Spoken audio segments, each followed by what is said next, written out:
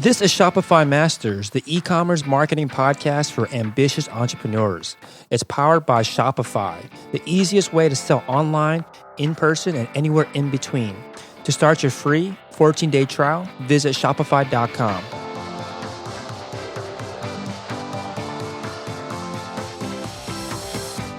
Hey entrepreneurs, my name is Felix and I'm the host of the Shopify Masters podcast.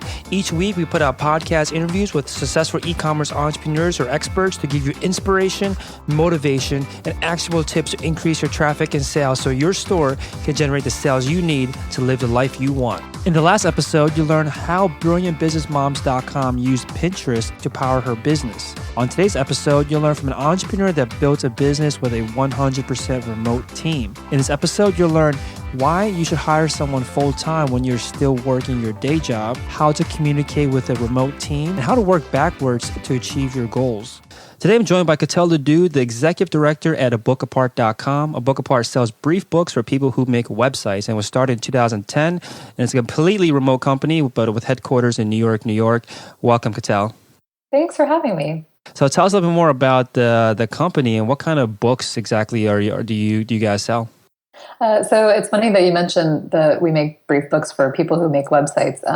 Feel like that's kind of changing a little bit as the industry grows, and we're just recently kind of realizing that it's really for people who work on the web in general and kind of in quote unquote the digital space. So all the books are web design resources, and it really covers subject matter covers everything from programming languages, like the first couple books were on HTML5 and CSS3, to responsive web design. That was one of our, kind of our landmark books. But also covers content strategy, design theory, typography, and some of our recent releases were on Git, which is a really, really good subject, and that a lot of people wanted to, know more about. So they're all about 100 to 150 pages. So I think that was also a thing that we wanted to do as part of,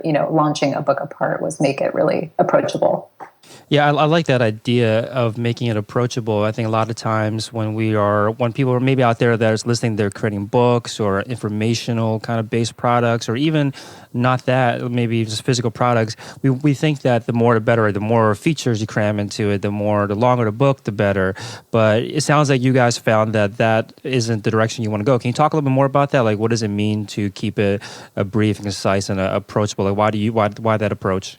Yeah, definitely. I think when Mandy Brown, Jason Santamaria, and Jeffrey Zeldman started the company in 2010, there was a need for some resources like this that were kind of more like handbooks that you could reach for and dive into, learn something, and kind of really put it to work right away. Mm-hmm. And I think at the time, and even now, there are a lot of really great resources out there, but they're often kind of comprehensive and hefty, and you kind of have to sit down with them and pour through them. And the original kind of pitch was, you can get on a plane in New York, and by the time you land for a client meeting or something in LA, you'll have brushed up on SaaS, or cool.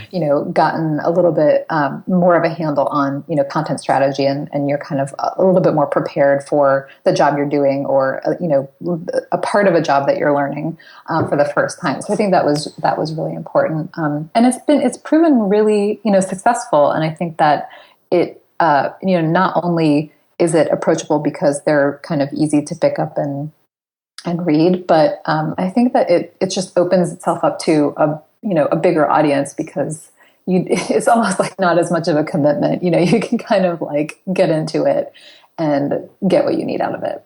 Yeah, no, that's definitely a good point about how you really have to know the customers you're going after. If you make it daunting or really complex, whether it's a book in your case or a physical product, you definitely narrow the market, right? Because you need more expertise or more skills, or need to be further along in your skills, or whatever it is that you as a company is selling to your customers.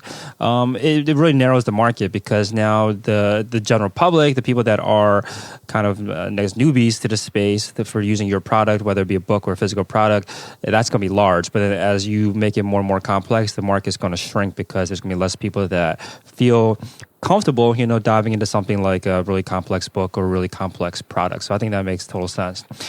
Right. Yeah. So when did you join A Book Apart? So I joined in March of 2013. So the company was about 3 years old, and I came on to really kind of just officially, start running the business more formally, because it was more or less a side project for the co-founders that started it, which was a really amazing feat because they were putting books out that were that take a lot of obviously effort and really good high quality content and production time, but so I think they realized that it was really becoming successful enough that it could benefit from having someone come on and kind of steer the ship a little bit. Very cool. So how did you find out about A Book Apart? Was it usually saying there was a kind of a side project at the time before you came in and helped turn into an actual business? How did you find out about it? Essentially, A Book Apart was born out of we have two sister companies. One is A List Apart, which is the online magazine, and an Event Apart, which is the conference series that happens every year in about 8 to 10 cities a year. So there was kind of this initial baseline of people who were writing and speaking about these topics. So I think it was kind of a natural evolution of wanting to offer this expertise and this information in a different, in a new format. I had been following A List Apart and An Event Apart for a while. I've worked in media and publishing for a good portion of my career, so I think I had already known about them, and I followed a lot of the people who were running those businesses and contributing as authors and speakers. So I had been following those people for a while, and I just really knew their work and I really admired it. So I think when the opportunity arose where I could potentially become a real part of that, I was just super excited, and I thought I'm going to just go for it. Mm-hmm. So when does it make sense for a company to? Well, before I ask this question, what did you do once you, let's say, the very first week or month that you joined the company? Like, what were some things that you were focusing on kind of, adding to A Book Apart? I think the thing that I spent the most time on in the very beginning was really just getting, not just getting the lay of the land of where things were, but really kind of identifying, like, what are the things that I can spend time doing for, the next 3, 6, 9, 18 months that is going to basically build a really good, solid foundation for the business and the company to grow from. And I think that was one of the big things that when I came on, that was a desire.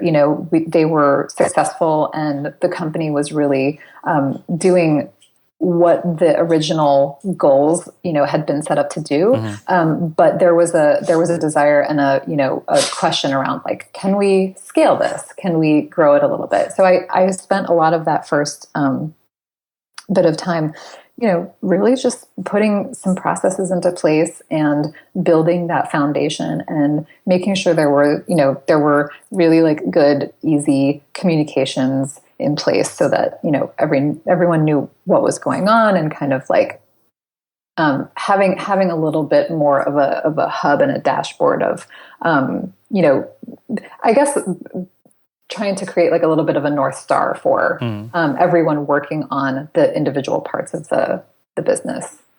Yeah, I like that. So when I think this is a stage that I think maybe a lot of listeners are at, where they have some income coming in from a store, but they really consider it a side project because they already have maybe a day job that they're working on and they're ready to make that jump yet, or their company's not at that point where it's an actual business where they're comfortable enough making that jump. So I think when you came in is exactly where a lot of listeners are at. But let's say someone is out there that is able to hire somebody to help them out with basically your role. When does it make sense? Because if you have a side project, you probably can't afford somebody to work full time. But at which stage did you find a Book Apart at when you came in? Yeah, and I think that is the thing. It's always, it's really scary to kind of take on a staff person, an employee of the company that's really going to be there full time. But I think when I came on, it was this critical point where it was either going to remain a side project and kind of there was a question mark around, how much or how big or, how many books we could put out.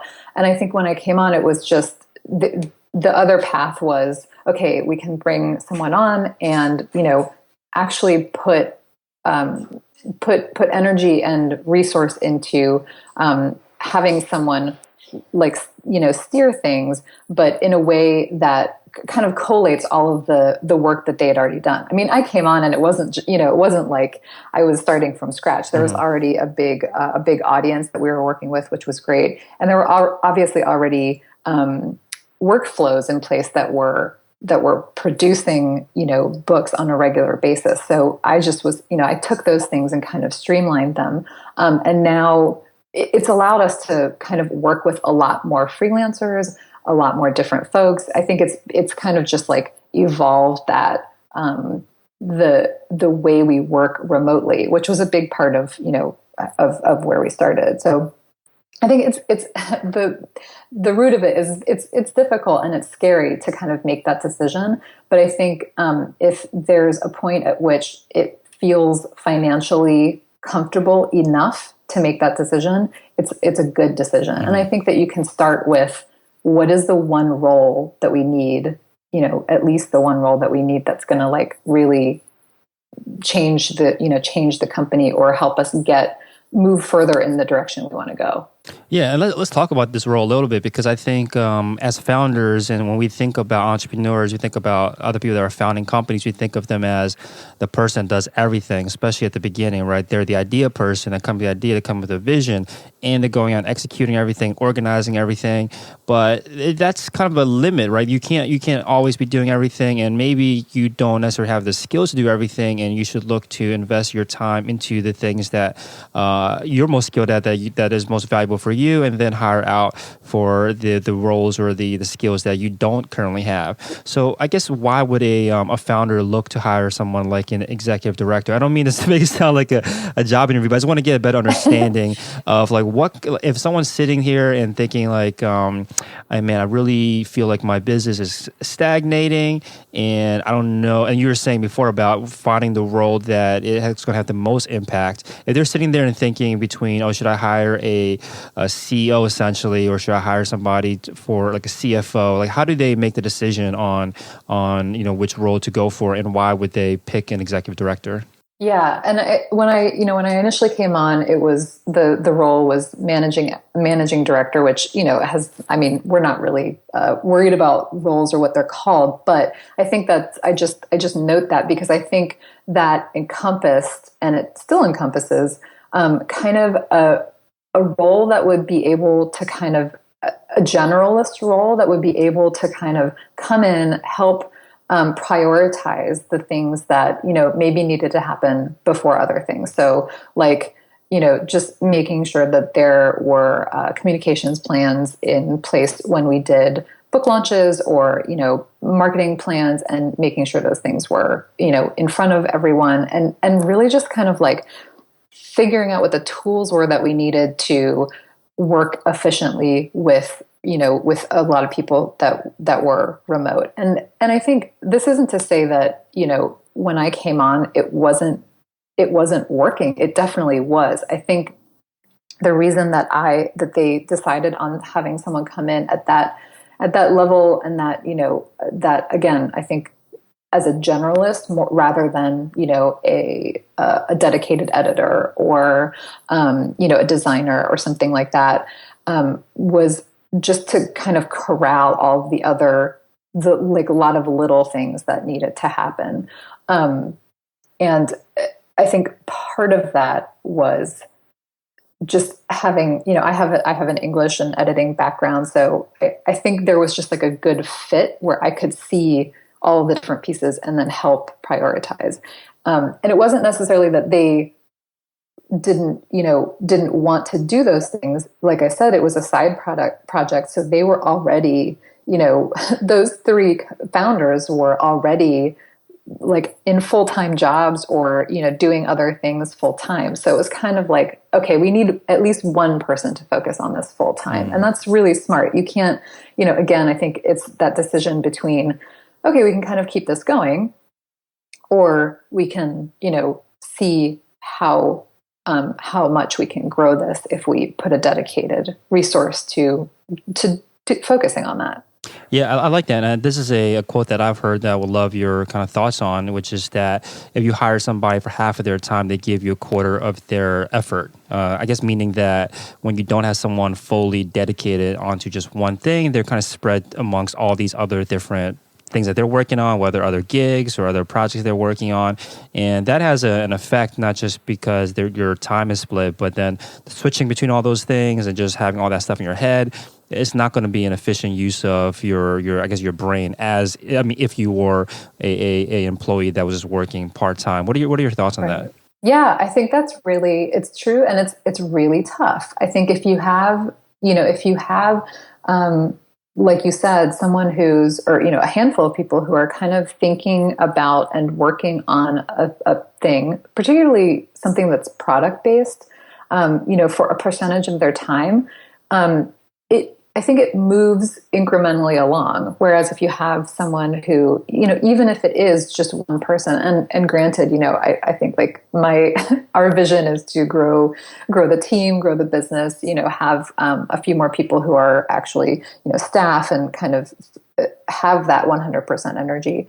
But I think if you have at least one person focusing on that, especially when it's running the actual business, I think that is one thing that a lot of folks, and I've been there too, where you kind of think it's fine, we'll just all pull together and we'll make it happen. And you can. I think it just doesn't happen quite as well, or maybe with as much impact and focus as if you have one person who's kind of keeping their eyes on what the horizon is and what the goals are, and what, and really like seeing, is everyone else aligned on that? And does everyone know where we're all going? Yeah, I like that. One thing interesting about this situation that you're in is that I think that what you were saying earlier was the founders, the co-founders were all working on the business on the side. They had full-time jobs, but then hired someone else that wasn't a founder to run the business full-time. I've never heard of that situation before. I think you hear about it all the time from maybe an entrepreneur that then decided to hire someone like a CEO to run the company other than them. But this seems like a particularly different situation where they were working full time, and most people out there that are listening are probably thinking, I can't wait till I can quit my job and work on it full time rather than hire someone else to work on it full time. What are your thoughts on like that kind of, I guess, the trade-off between you yourself as an entrepreneur going full time versus keep on doing what you're doing, whether it be a day job or whatever else you're working on, and then hire someone else to run the business? Yeah, I think, and I think what they did and what they do is really hard. And I'm not sure I would have been able to make that decision in their shoes. Because of what you said, I think there are a lot of people who are in the position where things are starting out and they're like, what do I do? Do I commit to this full time, or, don't I? But I think they were so smart in what they did because they wanted to be able to do all of those other things. They didn't, at the time, they didn't want to just focus on, necessarily a book apart or a list part or an event part or, the other myriad things that they were working on. They wanted to have that ability to, to kind of do all of those things. So I think that was really smart and kind of, it's almost like, if I think about it for myself, I want to do everything. So to take a step back and say, okay, we need to bring someone in here who, if we're not going to do it, or, if we're not in a position to do it, then we need to bring in someone who is like 100% in, ready to go, going to treat this like it's theirs. And that was really smart because I happened to feel that way, and I think it was a really good fit. And we had a lot of interviewing and questions and conversation leading up to me coming on board, which was a big part of it. But I think, like I said, it's kind of letting that go and figuring out what's the most valuable thing I can do for the business. Yeah, no, I think it's a super smart decision. I can imagine just being such a hard decision, like you're saying, because it's your baby, you're the one that started it. Why would you, give this to someone else? Not just give it to someone else, but again, going back to what the listeners are probably thinking is that they want to become an entrepreneur or start their own business because they want their own time back. But in this situation, the founders are already working on doing something else, and this Book Apart at that time was a side project. Rather than kind of setting up the business in a way where they could work on it full time, they decided to hire someone else full time to do it. And I think that is a definitely a hard decision, but it seems to be playing out the right way. It's one of those things where you kind of have to look at your situation objectively, look at your skills objectively, look at your goals objectively, and make that hard decision to do it. So, definitely agree with that. So I want to talk a little bit about your experience early on, again, because I think a lot of the listeners out there are in the stage where they have something brewing on the side but want to turn to an actual business. And you said that when you first came in, you wanted to really lay out a 3-month, 6-month, 12-month, 18-month plan and figure out, kind of organize everything. How did you approach that? What were some tips on how to come in and look at a side project objectively and kind of roadmap out where it should be in, let's say, 18 months? Yeah, I think that the most important thing was sitting down, obviously, with the founders and understanding what their vision was and what their goals were, and what they had done and felt like their progress had been in terms of reaching those goals, and what else was in the future for them, and what they wanted to do. And I think knowing that, then I was able to prioritize a little bit.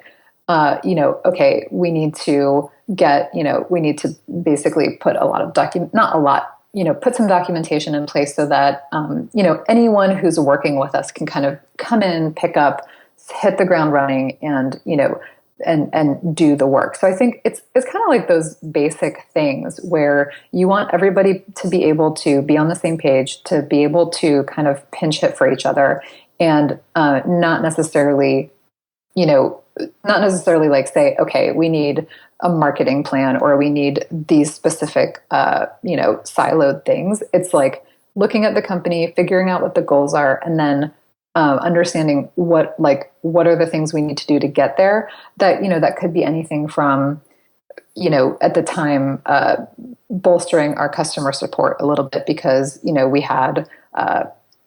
we have a couple folks working on it part-time, which is great. And we have 2 folks, actually one person on the West Coast, one person on the East Coast, and that works really well for us.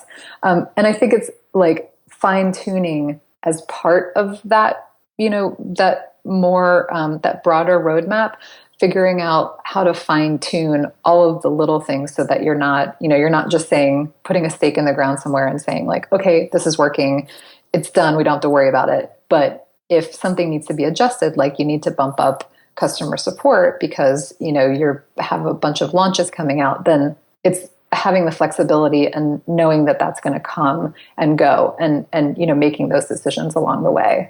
So you guys already have plans on, once you join the company, to continue to grow out the staff and all that too? Not necessarily, when I joined. I think at that point there were, there were definitely, broad goals and a vision of, making the publishing house into something that was, staffed, in a way that felt like we were on solid footing, putting books out and working with folks. And I think we're slowly working towards that.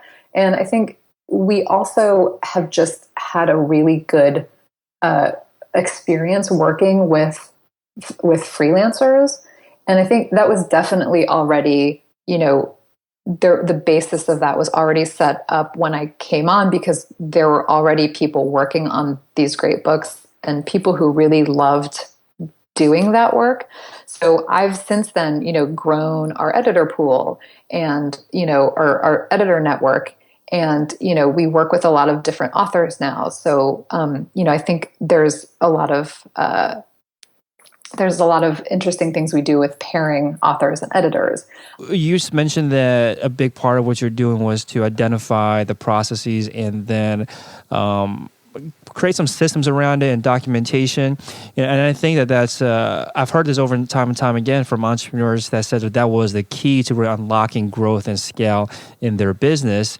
So can you talk a little bit about that? Like, how did you know what should be outside of the founder's brains and into like an actual written or some kind of system so that it could be more scalable? Yeah, definitely. I think one of the things I ask myself a lot when I'm thinking about just that is, what needs to be in place for me to be able to walk away, right? And not necessarily like leave, because I love what I do, and that's not really what it's about. It's more like if I had to be out of commission for a day or a week or whatever, could someone come in and pick up where things were left off? And that's literally for every role, from particularly the founders who are still involved on on a day-to-day level, or a level at which they know what is going on, and they need to know, like at a high level, what's happening. To everyone who's coming on board and working on a specific project. So I think that's really important. I wanted to make sure that, there was visibility about what needed to happen and when, and who was involved. And I think that's really just as simple as kind of recording that, and, making sure that the people who are not just working together on, the start of a project, but like down the road and, into when things kind of change over from editing to production, who they're going to be working with. And I think just making sure that those introductions happen and that communication happens and that people know where to find the resources I totally agree with that. I think that it forms such a good foundation for people to kind of be able to go in and do the work and not have to worry about, where, how to find something or who to talk to. Mm-hmm. So the store owners out there have an idea of when they should be focusing on this. It doesn't seem like it makes sense if you're just, let's say you launched your store last week and all of a sudden you're spending all this time documenting all the things that need to be done. So when do you think a store or a business should start thinking about documenting their processes? I mean, if you ask anyone I work with, I'm a big fan of doing that and kind of, recording things and organizing things. So, I would do it right away, but I know that that's not feasible, regardless of its, the setup or where things are with the business. But I think one of the things that I noticed is if there was a process or something that we were doing that kind of felt like I was, trying to remember, like, how did we do this last time? Or why does it seem like I'm doing all of this work every single time to kind of try to get to the same goal? I realized, okay, if I step back and kind of, sketch out what is involved here, I think I can kind of pinpoint where the problems are and where the duplication points are, so that I can kind of, cut down on that and streamline it. And then the next time, that's when I would, either put like a little process sheet together or, say, okay, like here's who to contact for this. And like that goes into GitHub or, that type of thing, so that it becomes a little bit more like reducing the steps. Makes sense. So what is the actual process for documenting? Is it all written or is it video, or what does the library look like? Yeah, it's mainly written. I mean, in terms of, we use a bunch of different tools. I use Team Gantt a lot for publishing schedules and that kind of thing. And we use GitHub a lot for, that's where we store all of our book repositories and kind of all of the materials and content that goes along with each book project. And we do everything like tracking errata and, doing that kind of thing in Google Docs. We use a couple different tools. But yeah, one of the things that actually this makes me think of really a lot is a style guide, and we actually started using GitHub. We created a wiki to house our editorial style guide, and it's been this amazing project that has kind of unfolded on its own. And I think at some point we would love to make it open source, but it's something where we kind of tied Slack to GitHub, and so now we have this style guide that's evolving and growing, and there's all this conversation around it, which is just really, really cool.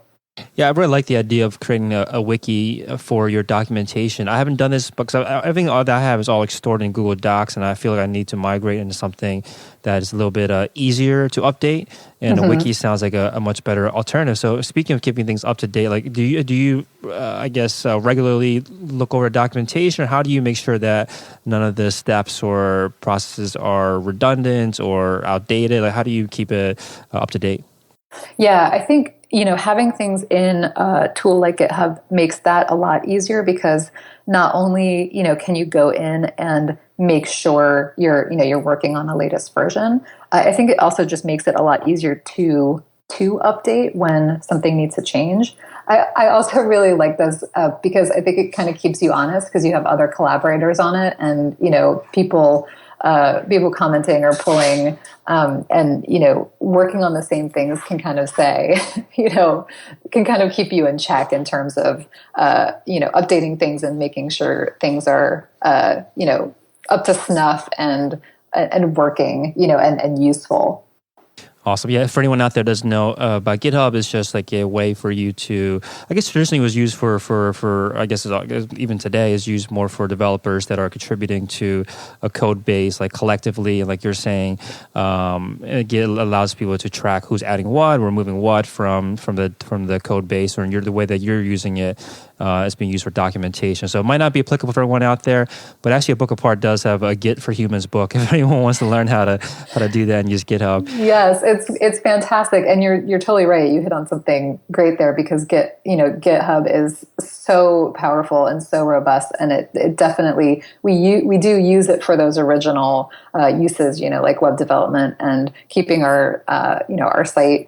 Maintaining our site and that kind of thing, but we're just always like really thrilled that we were able to kind of use it for something even further than that. Yeah, definitely. Cool. So one thing you were saying earlier about laying out a timeline, not timeline, but like a roadmap for many months, a year and a half down the road, was that you figured out what needed to be done. And I think an example you gave was bolstering customer support. So when you have the goal like this, that maybe at the end of like 3 months you want to quote unquote bolster customer support, how does this goal actually roll out into your daily or weekly tasks? I think this is a challenge that a lot of us entrepreneurs have, which is we have lofty goals, but then it doesn't actually break down to things that we can do immediately, and then it kind of just sits there and hangs over our head like, man, I got this thing I got to do, but you don't make any progress towards it because there aren't any steps to get there. Does that make sense? Like, how do you get past that? Yeah, I think so. I mean, a couple of things I feel like go into that from my experience, and one is definitely the people you work with. We work with just massively, talented, smart, caring people, and I think that's a matter of it's a little bit of luck, but it's also just working with a lot of people and understanding what kind of questions to ask, and making sure that you kind of get a feeling for what it's going to be like to work with something and to work with someone. And I think conversely, on kind of a more stern note, is if a relationship isn't working, then being okay with letting it go and finding a relationship that does work with someone who is going to not just do the job that you want them to do, but also care and have the same kind of investment that you have for making the business and the product what it is. So I think aside from that, there's definitely, we wouldn't necessarily, have a plan for rolling everything like that out. But I think what we do is we try to iterate kind of in little sort of small movements, so that we're seeing how that works, and assessing it and changing if we need to, or or just like, okay, this is working, keep doing that.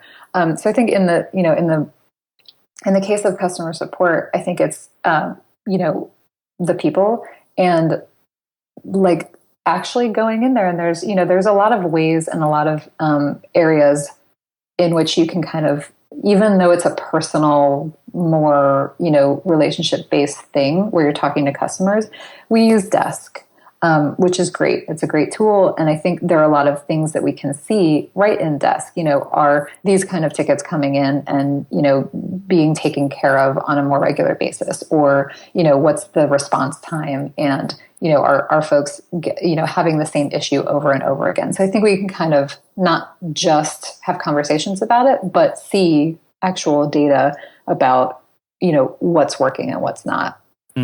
Yeah, I mean, that makes sense. I think, knowing what I know from just talking to you for 40 minutes, it sounds like you do really try to not necessarily get detailed with everything, but have a methodical, I guess, approach. And I'm assuming that's the reason why they brought you on. So you don't necessarily just attack the problem or the goal head on, right? Like, how do you prepare to take on a goal, I guess, is kind of my question. Like, if you have a big goal, maybe not the customer support one, but let's say you have a goal to say, okay, I want to triple my traffic in 6 months.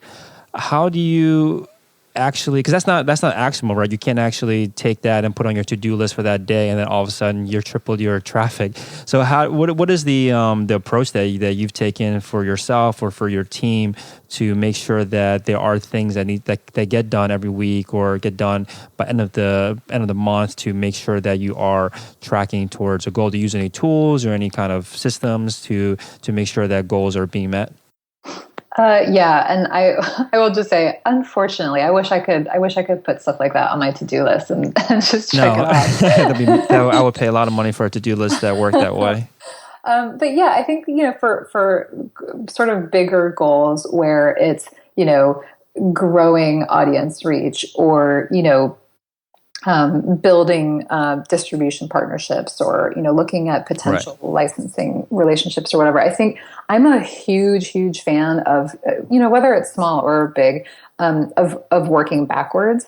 And I think that is something that has always saved a lot of anxiety for me in looking ahead at big to-dos, because I think it kind of just lets me break it down a little bit. And I think I'm also a big fan of spreadsheets and things like Team Gantt that let me see something kind of scheduled out and planned out, so that I can kind of tweak the little pieces and parts that need to happen along the way.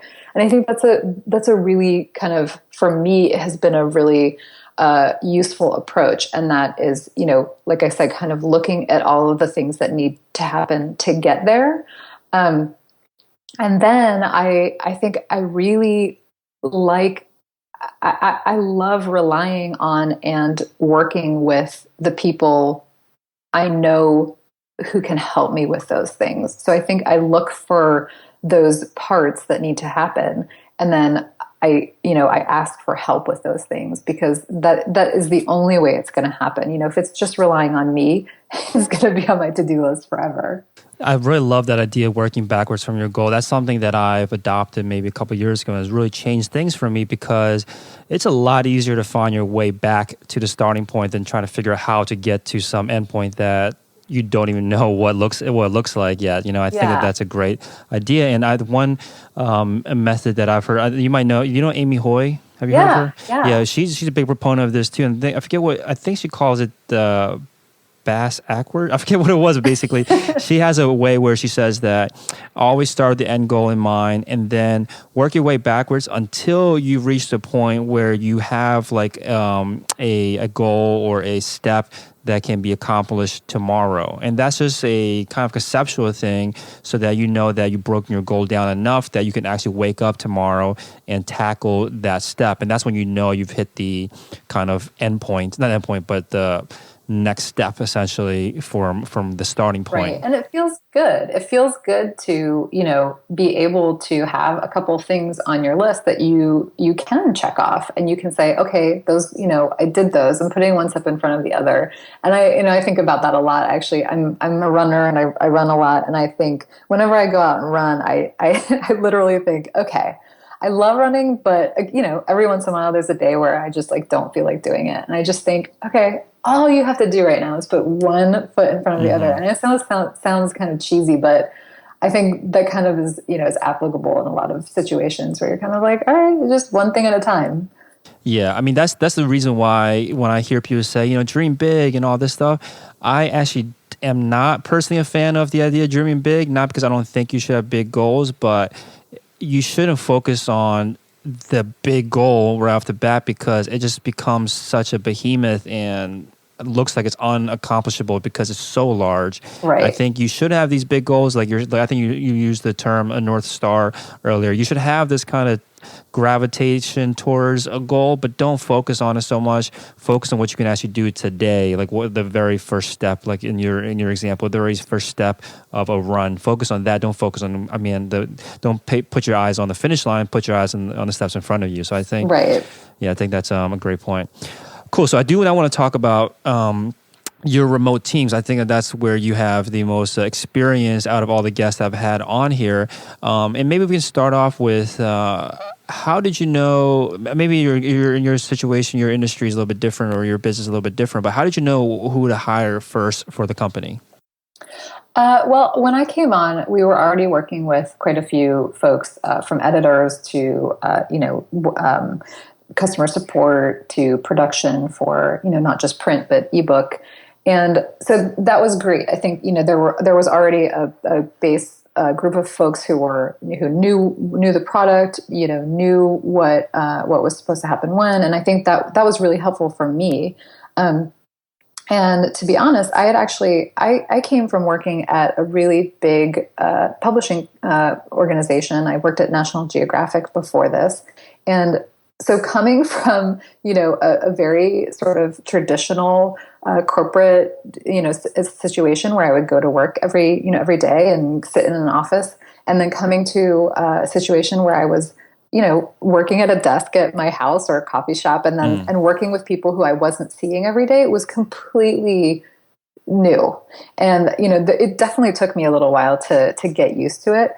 I knew that's something that I wanted to do because I did work with a lot of people who were not in the office when I had that previous job, but I didn't quite know, what it would be like to do that as a like foundation for, no one works together physically.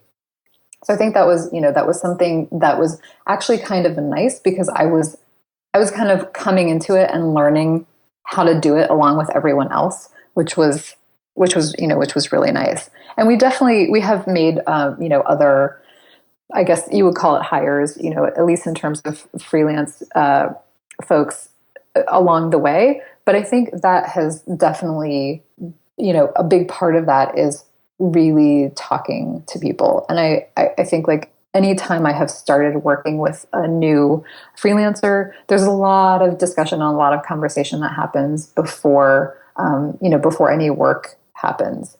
And I think, again, I think it's kind of like having a gut feel. But I just can't say enough about the people that we work with. Everyone is really wonderful. And I think just cares a lot about not just A Book Apart, because that's one of the things a lot of these people are working on. They really care a lot about the work that they do.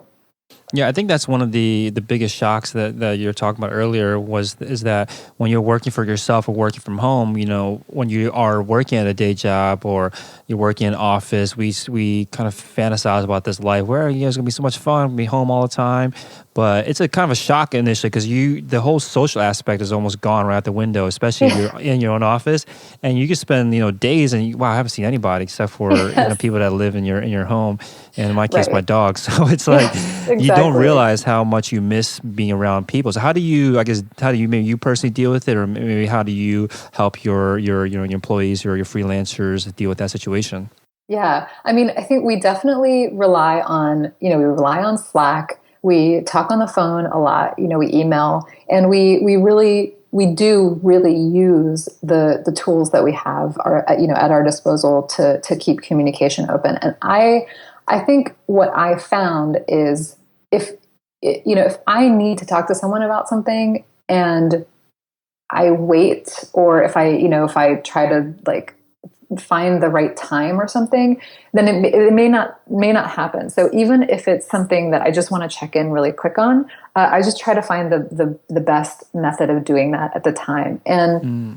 sometimes that means I will email someone or text someone or Slack chat them and say, hey, do you have a second? I want to talk over this one thing. And they might not have a minute then, but at least then, there's kind of like something started, and we'll get to it when they do have time. So I think one of the things that, I guess that is to say that I had to overcome, or that I had to kind of talk myself into, was like, just bother people. Yeah. I mean, it's really just, you have to reach out, and if I'm running the business, then I need to, and if I need to talk to someone, then I'm going to talk to them, and we'll find a time that works. Obviously, I'm not trying to crash anybody's day, or crash into anything that they're doing. But I think it's really just like raising your hand as much as possible, and keeping those lines open. Yeah, I think that's an important point about how when you are working in the office, usually when you approach somebody that you need their help or you need to work with them on something, it's almost okay, we're doing it right now. Like it's like, Right. it's a thing that's right in front of us, let's do it right now. But when it's remote and maybe there are time differences, I'm not sure if there's a lot of time differences between your company. Hmm. But then you have to, like you're saying, there's a lot of asynchronous work that happens where you have an idea or you have a thing that you want to work through, but they might not be available at that time. So how do you, not necessarily compensate for that, but how do you, deal with any time differences? Well, maybe we'll start there. Are there any big time differences for the people that you work with? I mean, not bigger than West Coast, East Coast, and then a couple of authors and editors we've worked with are in the UK or overseas, and that definitely, I think, incurs some planning, which is totally fine. And I think because everyone is working on multiple things, I think there's a sort of an innate understanding that you do have to plan a lot of this, which is totally fine, even if it's a half an hour conversation. But I think that actually turns into a benefit, because people really value not just their time, but Mm-hmm. the other folks' time. So when there's something on the calendar, I feel like I have the percentage of times where where a call has gone missed, or a meeting has not happened, is so rare, because I think people really want to make it happen, and they want to keep things moving. And I think that's also in the nature of what we're doing, because we're working on producing something that we obviously we want to release to the world. There's a sense of wanting to keep things going. So I think people are really they want to make that communication happen. And because I would say most of the people we do work with are, obviously in the States, and a lot of us are on the East Coast. I'm actually in Philly now, as of the beginning of this year. And I love being in a place where I can, take a train to New York and see a lot of the people that I work with. So I really do try to do that as often as I can, and see people face to face, because I think that that's just really valuable anytime you can do it. And a lot of people may not be able to do that, often, but even if, you're really remote and you're somewhere where your team is a 3 or 5 hour flight away, I think trying to do that like a couple times a year is super important. Makes a lot of sense. So I actually had a great question that I saw from a listener when I was asking them for questions about freelancers. And they asked, freelancers took the freelancing career path to remain independent and flexible, and they're their own bosses. So how do you manage to balance their interests with the goals of the company? I think the thing that kind of ties us together is, not just a love and a caring for the actual content that we're producing, but I think, one thing that we do, maybe obviously or not obviously, is, everyone we work with is paid, obviously. I mean, I know that sounds kind of like a no-brainer, yeah. But, I think there are a lot of businesses out there that rely on, not necessarily favors, but kind of pulling it together and, benefiting from like industry, community, networking resources, which is totally, sometimes you need to do that to get something off the ground. But I think, we've taken a lot of stock into making sure people feel like they're being, paid and compensated for the work that they're doing, so that they want to do quality work. And I think, this has definitely been because of experiences I've had. I want to feel valued, and I want to feel like the work that I'm doing is not just work that I'm proud of, but work that, contributes to potentially an overall goal. And I think that's another thing that I like to do. And sometimes people that I work with or freelancers may not be as interested as others in, a Book Up Heart's overall goal. But I think it's kind of important for them to know it. So I try to relay that so that everyone kind of understands like what the we're all working towards, and that it's not just an individual book project, which it can often feel like. Yeah, and I think you said something in there that it was a little bit refreshing. And I think what you're getting at is that you can't just hire somebody and then sell them on the vision and then expect that the vision is going to compensate them and not pay them what they think that they're worth. You can't just, like you're saying, you have to make sure that they are compensated if you want them to work hard and actually be proud or be invested in the company, invested in doing a good job. And I think that's really important, that this idea of just only selling someone the vision, hoping that they'll work for free or work for lower than average doesn't work out, especially not in the long run. Right. So I think that's important.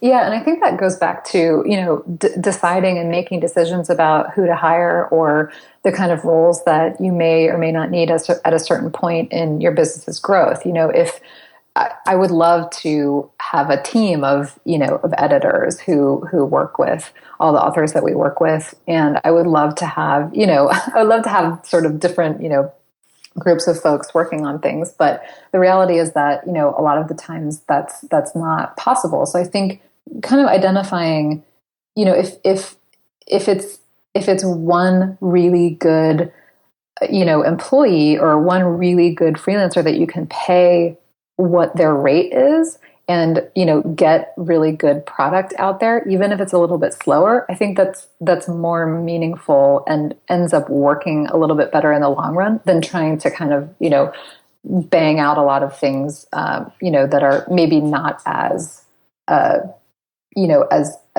not necessarily quality, but, have folks kind of less of their time or energy put into it. Mm-hmm. So what's the team like? Who's what kind of roles do you have on at the company? So we have a few editors that we work with who are fantastic, and the editing process actually ends up being kind of in a few little phases. There's the developmental part, there's a line edit, there's copy edit, there's a lot of different versions. So I think in a particular book we'll have a couple of editors kind of rotating in those roles, which is really nice because that ends up becoming more of a collaboration and not just a a couple of people working on something. We have two customer service advocates who are fantastic. Again, one on the West Coast, one on the East Coast.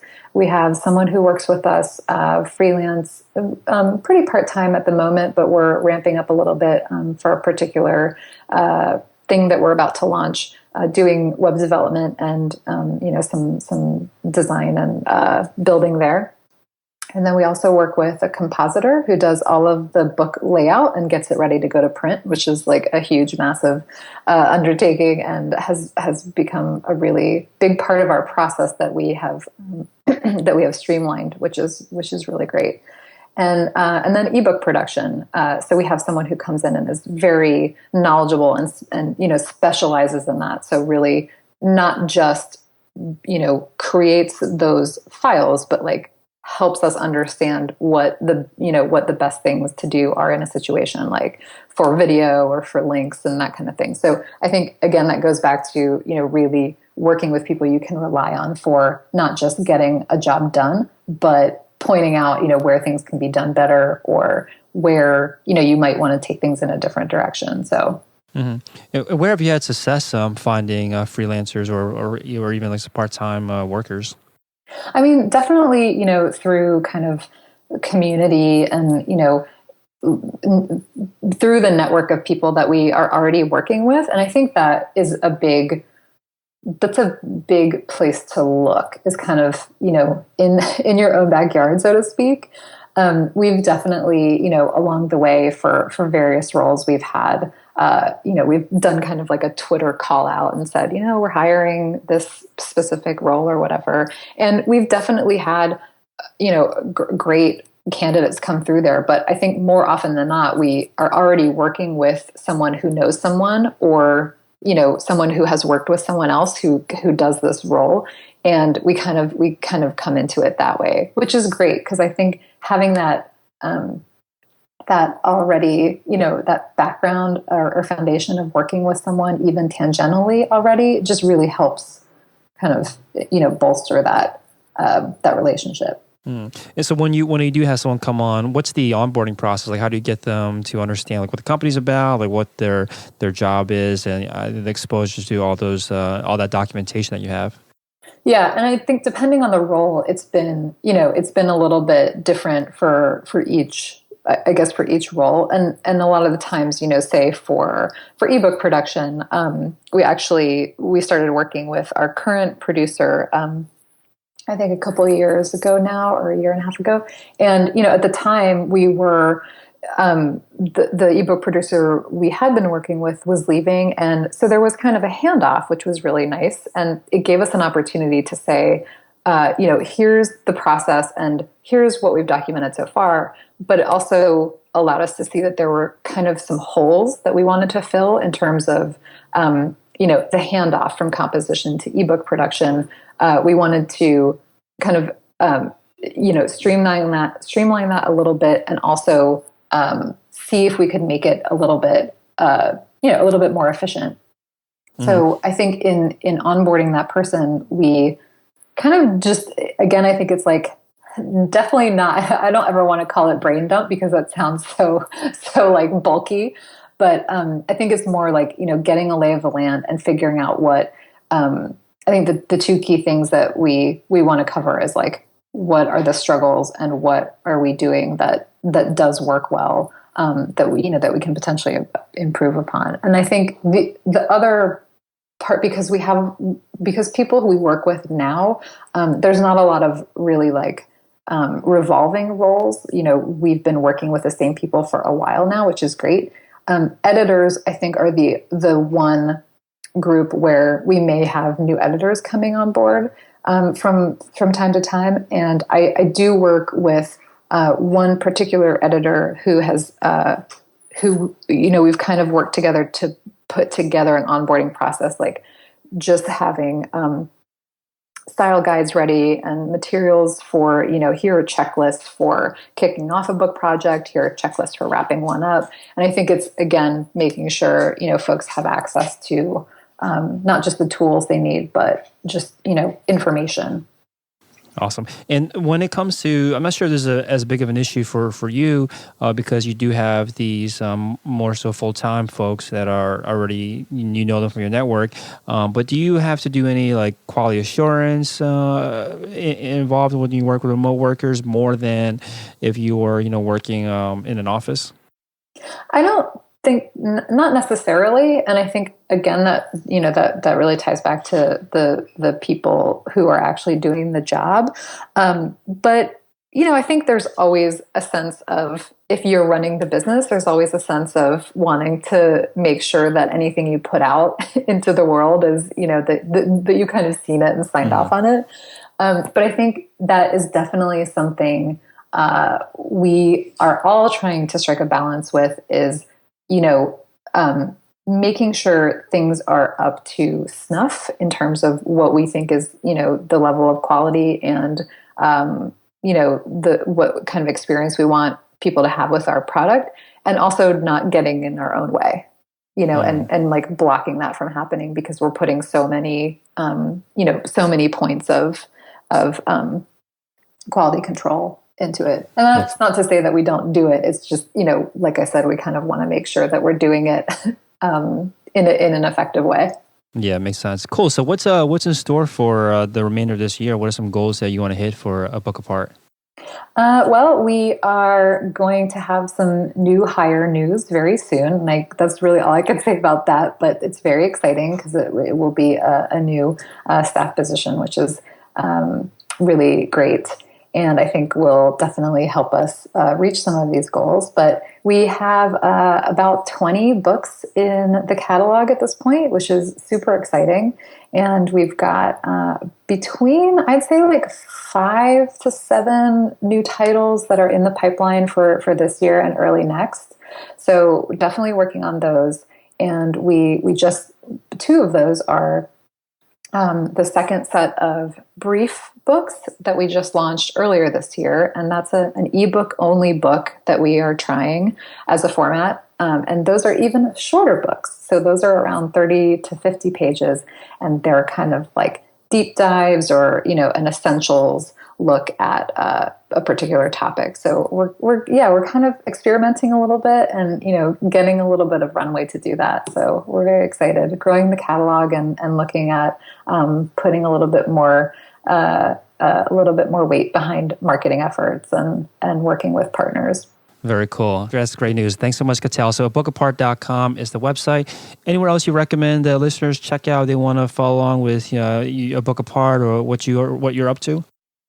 Sure. We are on Twitter at A Book Apart and Facebook. You can find us there. We blog every once in a while about what our authors are up to, and that's just on the blog portion of the website. So definitely stay up to date there. And we have a newsletter, so you can always sign up, and we send out lots of good stuff like sales and new book releases there. Very cool. Thanks so much. Great. Thank you. Thanks for listening to Shopify Masters, the e-commerce marketing podcast for ambitious entrepreneurs. To start your store today, visit shopify.com for a free 14-day trial.